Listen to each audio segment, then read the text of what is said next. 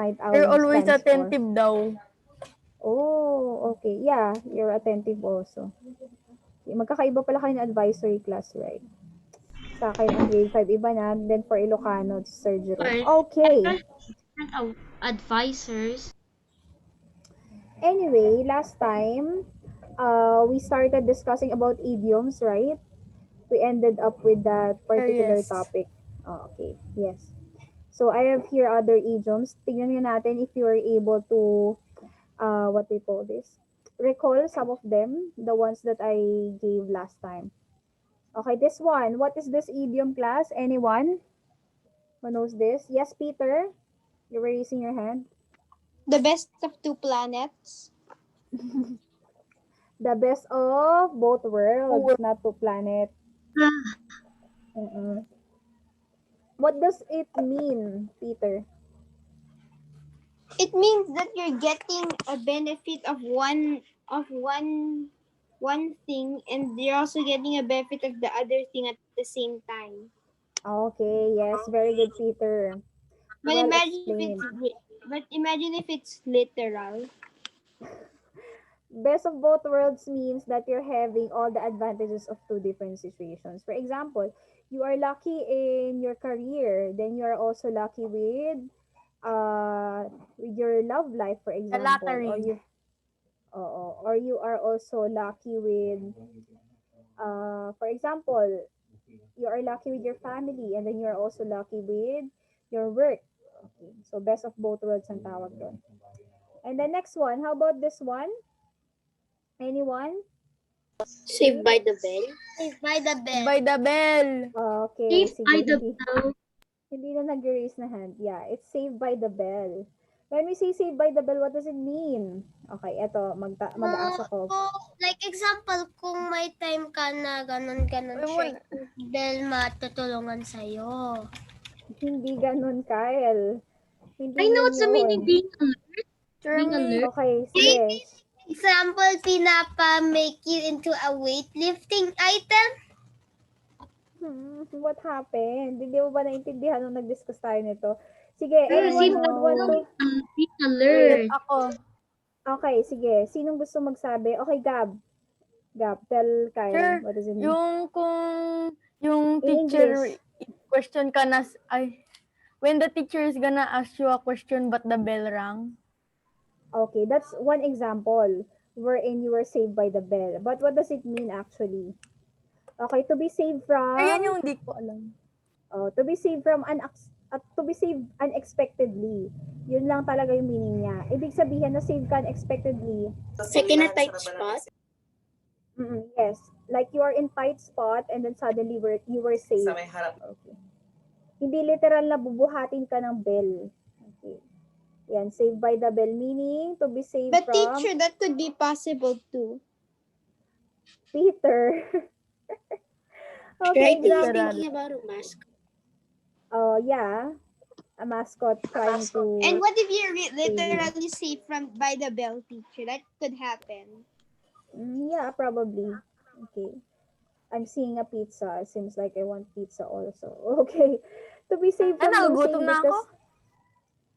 Don't worry, you'll have a break naman after this. Okay. To be saved from losing because there is a signal. Uwian na, di ba? Uwian na after this. Okay. When you say saved by the bell, you are saved from losing because But there is a teacher, signal. we can go home from home. Hindi. Parang Peter, sa that's laptop. funny. Yeah, that's funny. You cannot go home You from... will go That's home why- from home. Yeah, that's why so Peter. Listen, Peter. Ito one tip from teacher. You should know how to separate your school life from your bahay, from your house life. Okay. Parang si teacher, di ba? As you all know, teacher is working from home because ang tawag dito, I'm pregnant. So I'm not going to school anymore. So yeah, I need to focus, like for example from 7:30 to 4:30 you are working. Okay, like you need to do a mind setting that you are working and you are not ano tawag dito? You should not work anything related with the household yet, okay? Until 4:30, ends or during lunch break only. Okay, yan ang lagi mong iisipin. Anyway, where am I? Parang ikaw, naka-uniform ka ata, Peter. Seems like you're wearing a uniform. Are you wearing your I am uniform? wearing a uniform. Wow, that's so Ay, nice. miss ko na uniform. I love that little Well, uniform. Well, if you want to wear uniform during Zoom meeting, for you to feel that you are actually learning, for it to help you, well, that's Lagay ka ng table sa in front of the laptop. oo, o, 'di ba? Para ma-set mo yung mind mo na talagang nag-aaral ka pa rin. Okay, anyway. Okay, example ng to be saved from the bell. The police officer believed that the man had stolen, but he did not have probable cause. When you say probable cause, a reason, okay, to search him, and hence the culprit was saved by the bell. Okay, so on a tight spot, he was saved. Okay, anyway, this one, break your word. When you say break your word, which means that Oh my hindi mo word. tinupad, Kaya yung tinupad mo, hindi mo tinupad yung promise mo. yeah, precisely. You didn't fulfill your promise. May IP. Ano, Yes, you may be. Ayan, yung Kyle, ang meaning ng maihammer break ka your mo, word. may translation siya. Hindi Pinapit niya yung literal, word Kyle. para makakalap. Kyle, Not exactly that. Kyle, pakinggan mo kasi yung meaning. When you say break your word, to fail to act as one has promised, which means that hindi niya tinupad yung dapat niyang gagawin. Okay, example, a person, yes, you may go, Prav. For example, a person promised to come at 2 o'clock and then that person didn't come at all. So, yeah. He or she just break his or her word. Okay. Dave said he'd help us move, but he broke his word and failed to show. Yes. Okay. More examples of idioms. Ayan. Okay, what do you think is this idiom? paper cut itself. Cut your tongue? Any Paper more? cut. It's paper Cut cut. got 2 your words lang. tongue? Okay, 2 words. Ayan. Raise your hand if you want to recite. Darcy, I know. you're raising your hand. Cut circle out of shape. Come again, Darcy. Out of shape. No. Ayan, may Hey, T sa teacher. taas. Cut circles. No. Take a look on the photo Oh, kasi. it was for 8 hours. Take a look on the photo. The people, Curriculum. so he cut his body, so what should I know? Cut hair. Cut circles. What did the paper cut?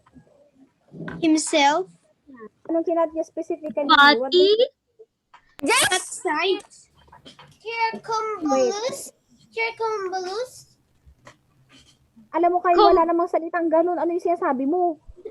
What are you saying? Yeah, it's Sure, what happened? He cut his edges? Wait. Curious. Keep quiet. Somebody said edges. What is our other term? Other term for Gab. edges? Okay, Edges? Gab. Corners? Other, yes, corners. cut corners. Very good.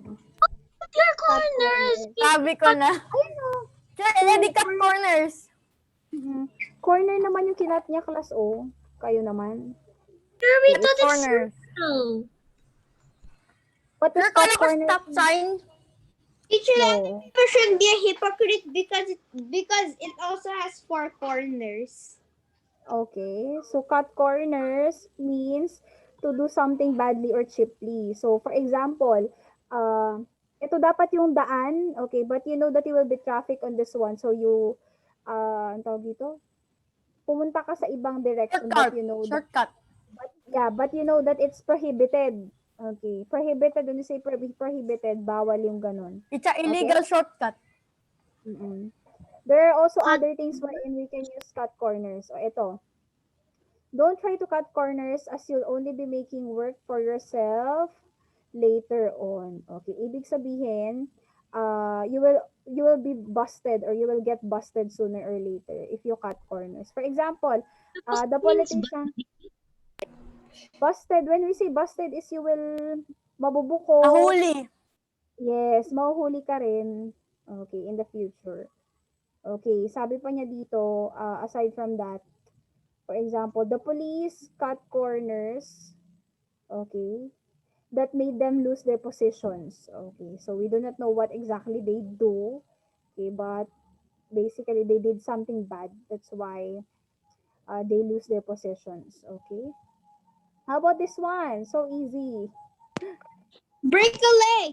Break a Yeah. leg! Break Break a a leg. leg. Imagine it's really literal. Break a leg. Yes. Kala ko literal, kala he chopped his leg and broke it. I think Oh, break a leg imagine- means good. Yes, it means good luck. Very good, Peter. Yes, break a leg. You often say this when someone has an exam or when you wish someone good luck for his or her finals or for his performance. You say break a leg. Okay. But teacher, what if Ano it's mangyari, sir? literal? Kung sinabi mo yun, sir, tapos on the day of exam, sir, he broke his leg. Well, then the literal and the figurative meanings. Umalon Coincidence. siya, tapos na-broke yung leg. Well, ayun. That's a coincidence. Yeah. Okay. That's kind of like American idiom. But that person, yeah, idioms naman itong pinag-uusapan natin. And then, break a leg means, okay, good luck. Wishing someone good luck. Okay, eto. Eh, di You have an sabihin mo na example. lang, good luck instead of break a leg. Yeah, but Because if you what want if somebody will have an accident and then but if accidentally you want to broke be creative, Break yeah, a but if leg you want to is be Mamaya creative, ma-break yung leg nila, tapos ikaw sasabihin na witch. well, you wish. well, you can reason out that I just It's like this. Ah! Ouch! Ouch! Is it like that? Maybe it's kind of good luck. But teacher, means where's good the luck. blood? There's no blood in the leg. It's just well, it's an arm. Peter, Break it's a leg, guys. Next week. Peter, it's an animation, therefore you don't want children to see actual blood with this one. Or, Because it's a fun art. Yes, it's gore. Kung nag-add sila ng gory na items, kids will be like, there's blood! Leaves immediately. That's it. Go back to the lesson. Yeah, let's go Mm-mm, back to the mm-mm. lesson. Actually, class, this is Hindi not a na- fun art. Illustration ang tawag dito. There is a certain illustration for idioms. Malia, keep quiet. My dog is barking again. Dog, but Okay. sometimes I have a dog, but sometimes he barks in the night. Okay, at yun night. nakalagay na dun yata yung meaning sa top left. Yes. Here comes the meaning. How about this one? What does it mean? Thunder on Yeah. your cup? A storm in your Thunder. cup? Butterflies malapit at my ka na. stomach. Butterflies Malapit at my ka na. stomach. Paano na Wait, butterflies in your stomach?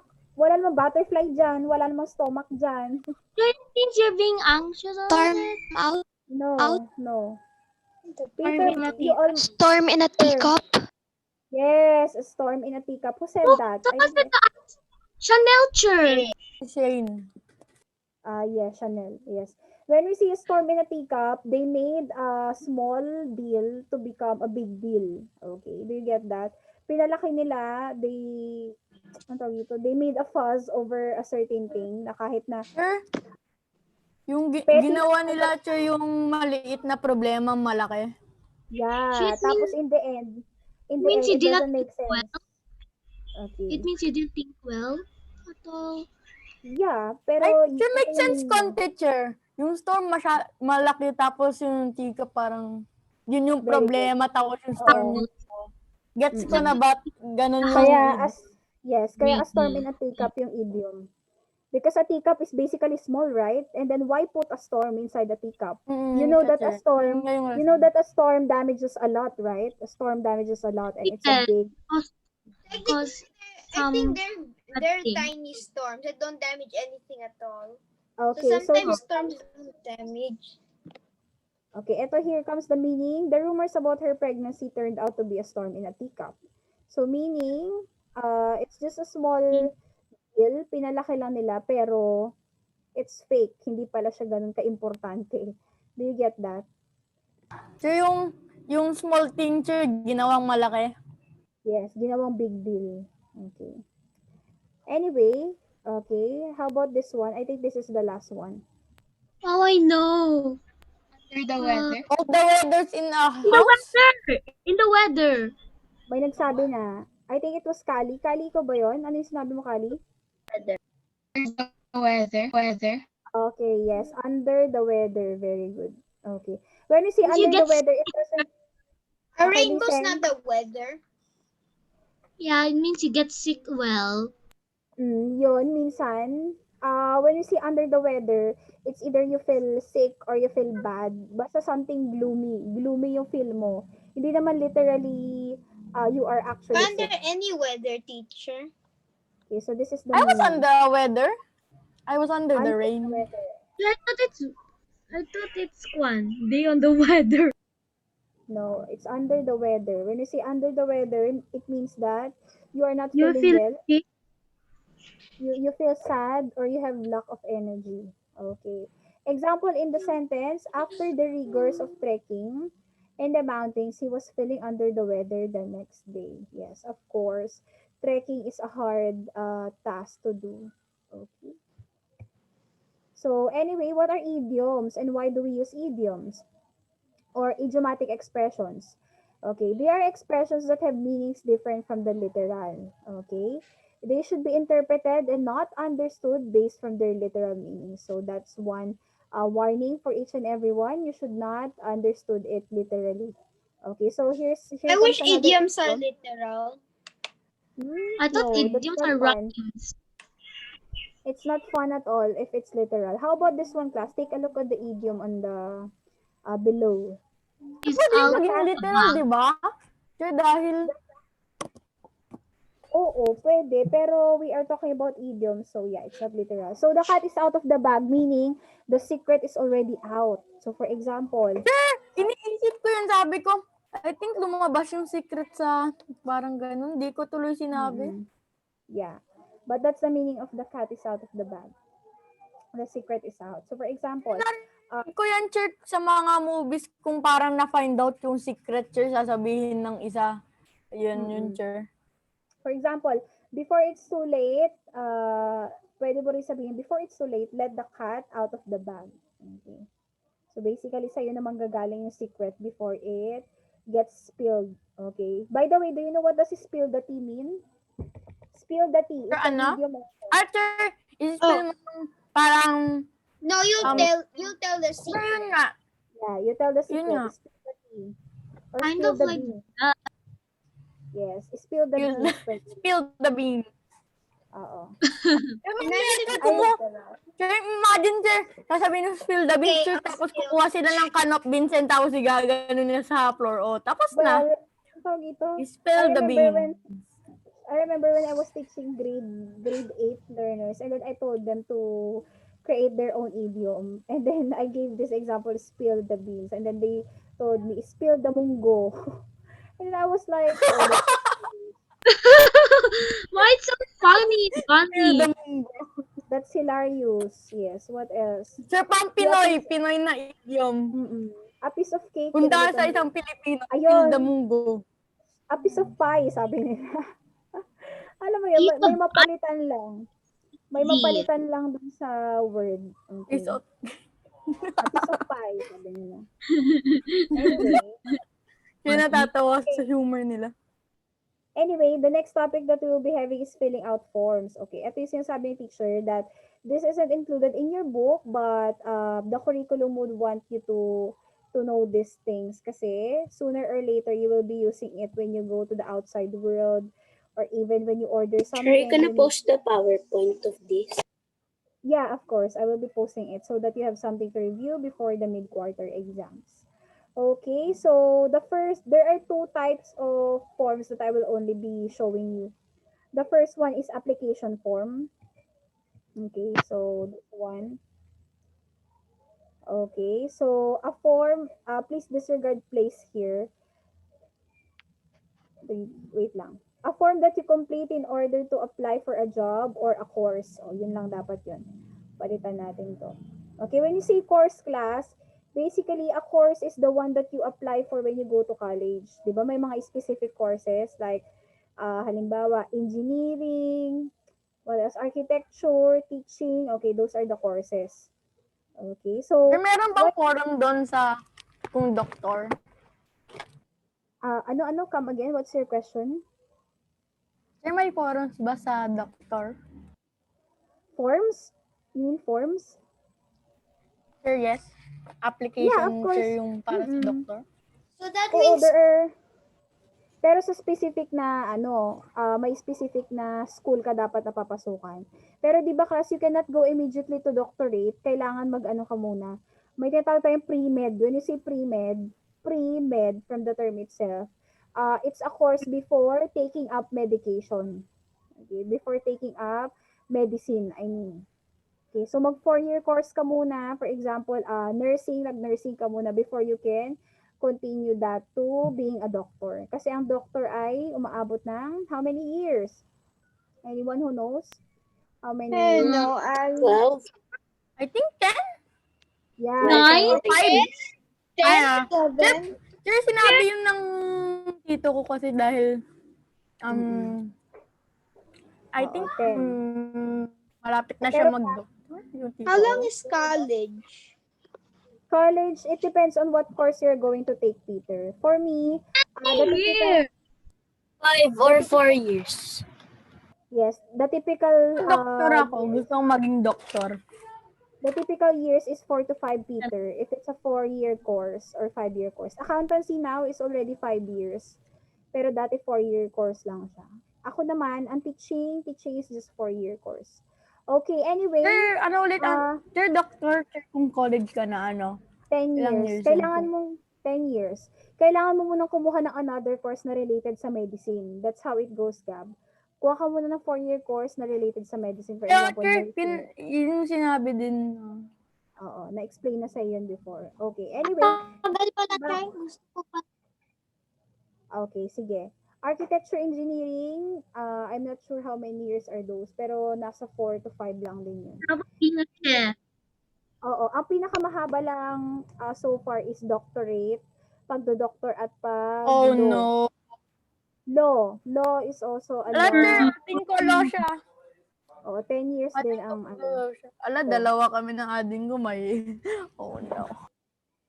Okay, anyway, going back to the topic, marami pa kayo mapagdadaan ng application form.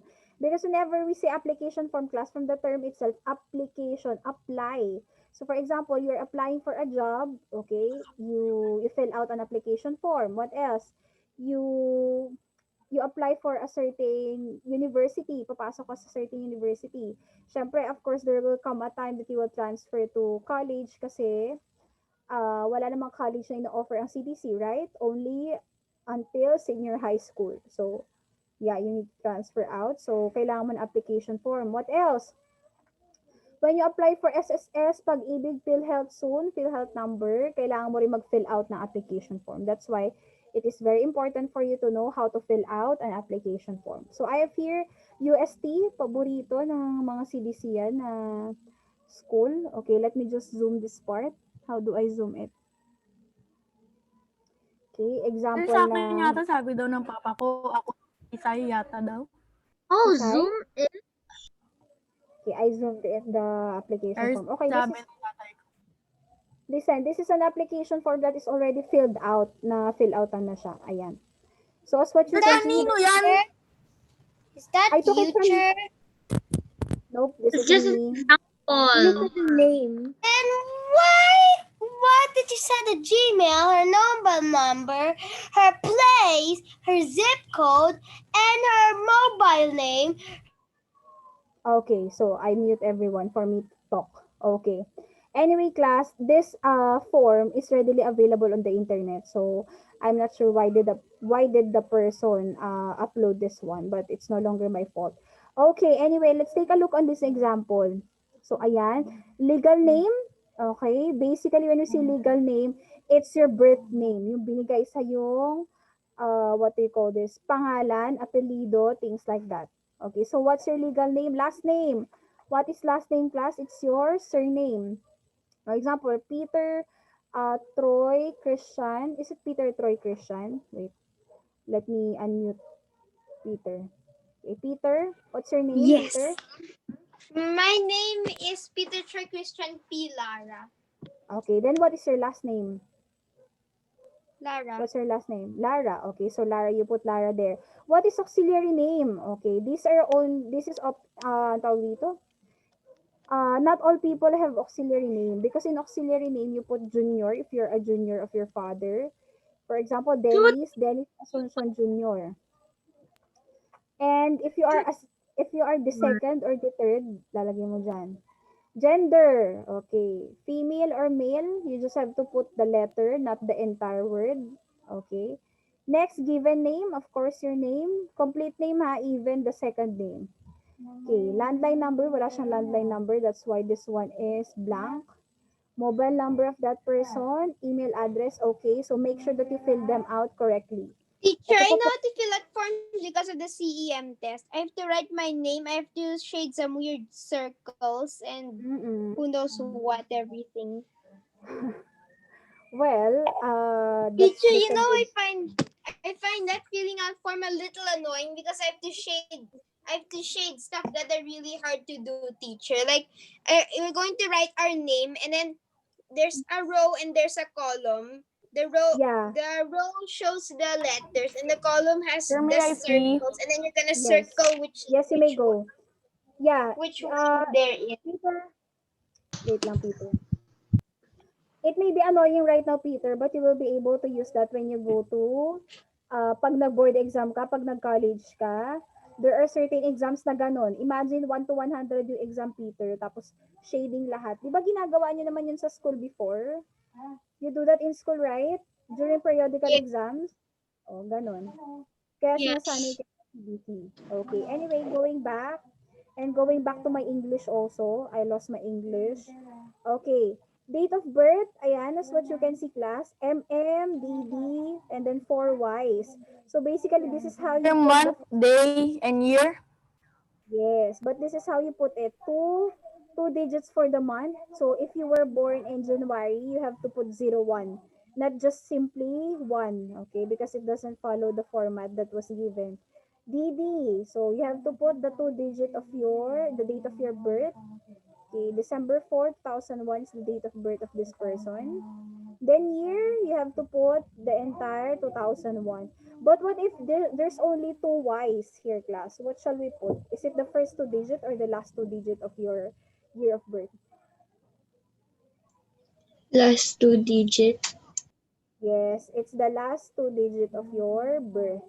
Pag YY lang yung nakasunod dyan. For example, teacher, I was born 1997. So I have to put 97 only. Okay? 97, just 97. I will no longer put 19. Okay, next. Citizenship. Okay, Filipino. Religion, Christian. Okay. Zip code. Oh, do you know what's the zip code of Kawayan City? For those who are living in Sir, Kawayan what's a City, zip code? Yeah, our what's zip code. 3305? Come again? Zip 3305. Yes, Diana! it's very good. It's 3305. Sir, what's a zip code? Yeah, Evan doesn't know. Actually, I don't know exactly what is a zip code, pero there are certain zip code for every area. Okay, bawat area, Ilagan, Kawayan, may zip code. Okay.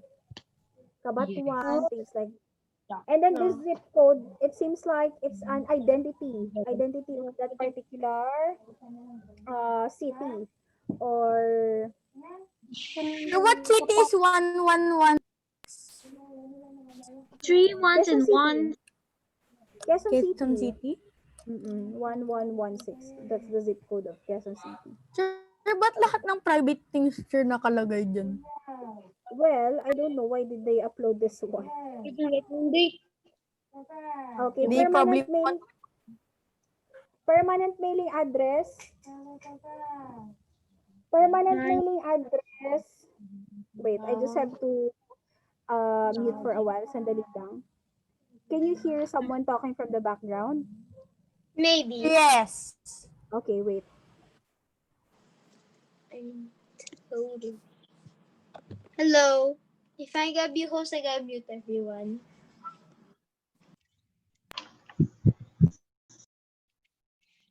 Boo. I scared you, admit it. Be quiet. What if teacher heard us shouting and then what if teacher heard us shouting that the other person heard us and then when teacher goes there, we're gonna be quiet. Okay, and I'm already here, Peter. I just said what you said. And now, Okay. good luck, Peter. Okay, going back to what I'm saying, and make sure that you fill out the form correctly. What if it's not applicable for you to write anything on the form? For example, the form is asking for a spouse. Do you know what the spouse means? And Yes. a friend. What is spouse? Ah, Husband. friend. Sure. Husband. Yes, asawa. Wow. Spouse. Sir, ilagay mo nan. No, it Nan? should not be an. NA, you put NA like Single. this. NA. Ay, nakikita ko yan, Che. Nakikita ko yan. Yeah. It means not Okay. available. Oo. Not applicable. Okay. Dito nakikita So, ko it's yung not- lahat. Kung may sir parang wala, yun nakalagay. Yun yung nakalagay. Yes, very good. Oo. So if you keep it empty, the person who will receive the form might be confused. Ano to? Wala siyang asawa? Okay, bakit hindi niya sinulatan? Things like that. So you have to put NA ha. For example, religion also. You don't have a religion. Okay, you also put Ganun NA. pa? Walang religion? Yeah, probably that person wouldn't want to exercise religion. Okay. Anyway, ayan, enough with this particular application form. Okay, I'll give you this. Wait, my laptop is already burning. So, walang cooler yung Too hot. laptop. Oo, it's too hot. Wait, let me just remove my charger. There you go. So, ano Anyway, tong Amenity Global Business School? it's Yung a kanina school.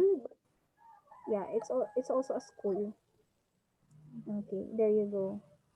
It's also a school, but this one is an online form, so it's easier Digital? compared to filling out. Yeah, it's digital.